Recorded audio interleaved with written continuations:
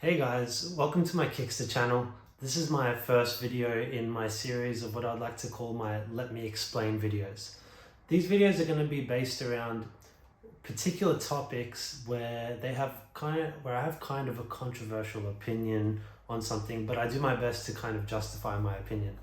So this first video is going to be about Avatar, and the specific topic is how did it become the highest grossing film of all time? This is an unusual one because Avatar is the highest grossing film of all time, but most people don't really appreciate or understand how and why it is the highest grossing movie of all time. And one of the main reasons that people have this issue processing it is because when you think about Avatar, there's no real cultural impact left by that movie. And what do I mean by that?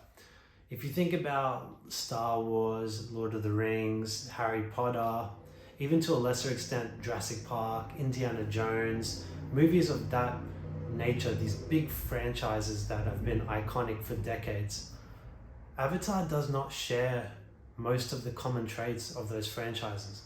I'm talking about iconic characters, I'm talking about iconic soundtracks, even dialogue.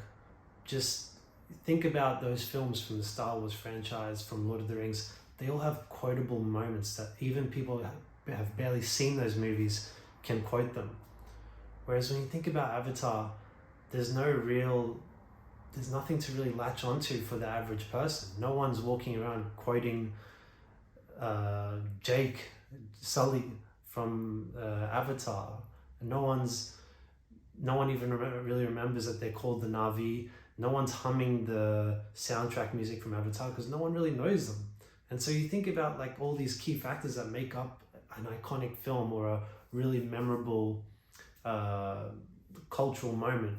Doesn't contain many of those things, but there are still reasons that it got there. And there's 4 key ones that I'm going to really hammer it home today when we talk about them.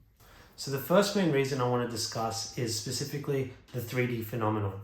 When Avatar came out in 2009, the whole hype around it was the fact that this was a movie that was filmed in 3D and had to be consumed in 3D.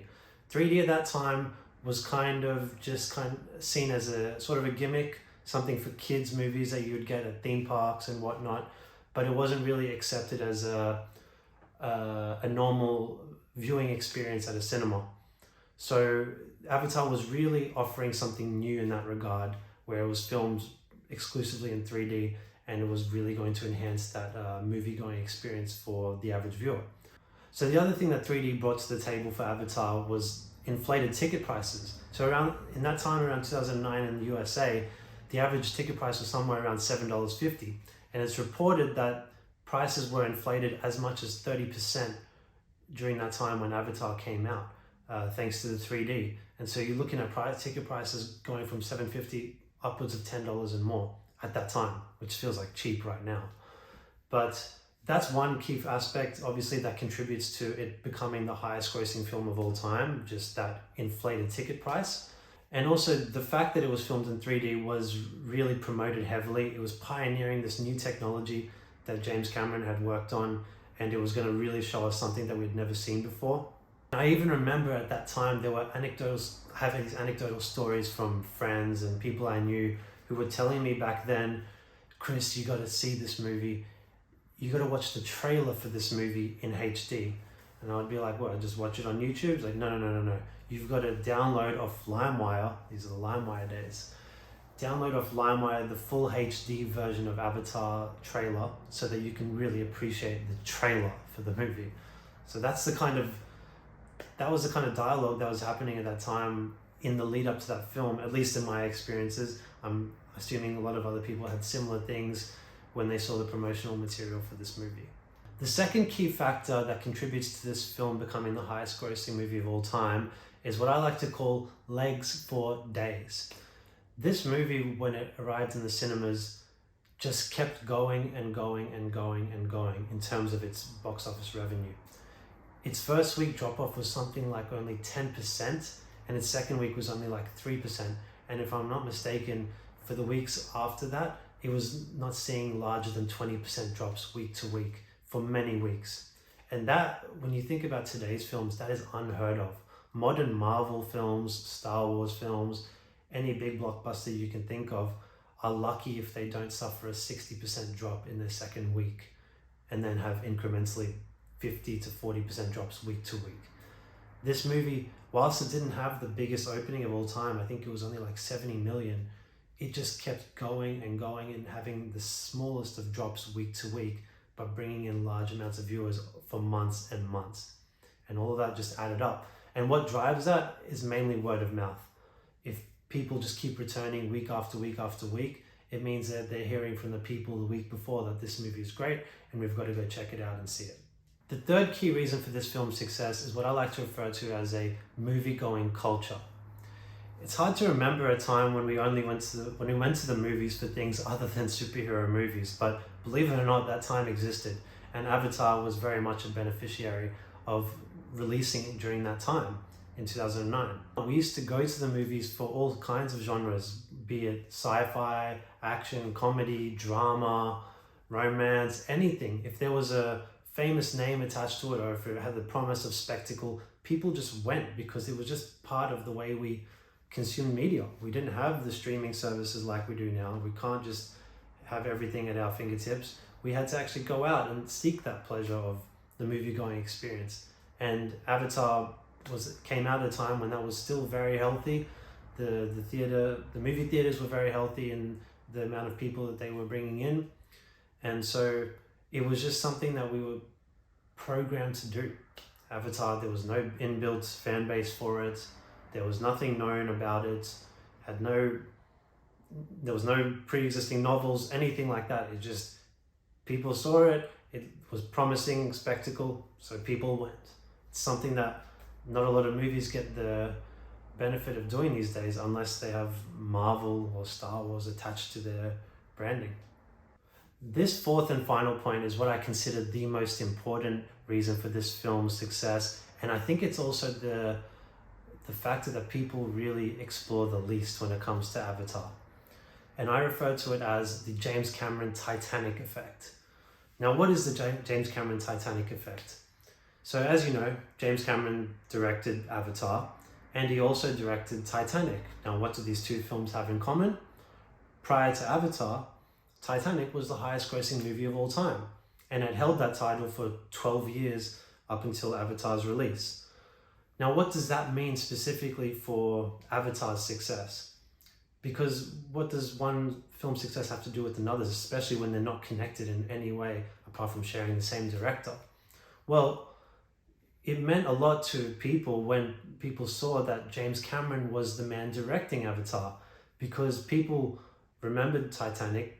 Most people love Titanic, but they remember specifically that Titanic was the highest grossing movie of all time. It had carried that reputation for a long time at this point. And so people had assigned that reputation to James Cameron, and this reputation being, oh, he's the highest grossing movie of all time guy, meaning his next movie will also be worthy of being the highest grossing film of all time. And it's kind of like manifesting its own success based on a previous success, and just people expecting it to make that much money, almost not realizing that they're the ones contributing that money to its success. And it's a crazy thought, but it is definitely a key factor. And if you want proof of that, look at Avatar: The Way of Water, which released a few months ago. This was his latest movie since the last movie, which was the first Avatar. James Cameron is not exactly the kind of guy that pumps out films every year. He's been doing films basically every decade at this point. And it's been a long time since some of his most iconic films came out, like Terminator 2 and whatnot. But Avatar: Way of the Water is proof that the James Cameron effect is essential to this film's success, because Avatar: Way of Water at this point in time has made $2.3 billion as it wraps up at the box office. No, it's already the third highest grossing film of all time.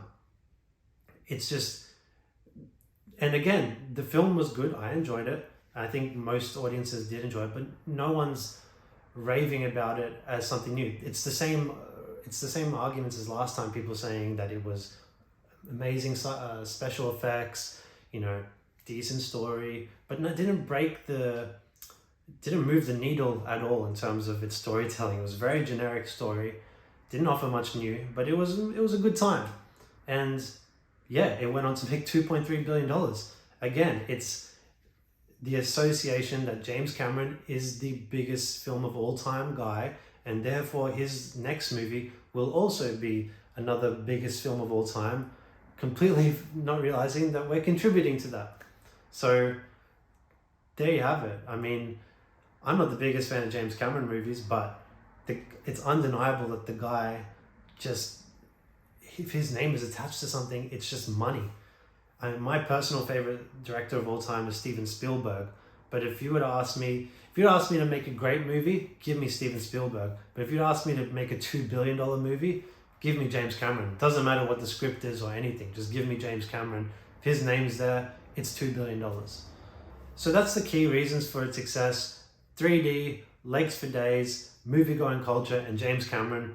These four factors are what contributed to the film's success, despite not leaving the cultural mark or the cultural footprint that other big franchises have left. But hey, there's still time. Only 2 movies have come out. Culture takes the time to develop, but we'll see.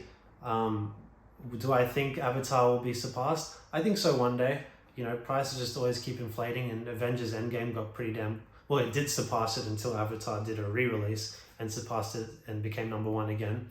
But I think there will be another movie that will come out, and I dare say it will be one of these Avatar movies by James Cameron. So I hope you enjoyed my explanation of that. It's something that I've always been thinking about for a long time, and I wanted to put my thoughts down. So I hope you got something valuable out of that. So until next time, have a good day. Thanks.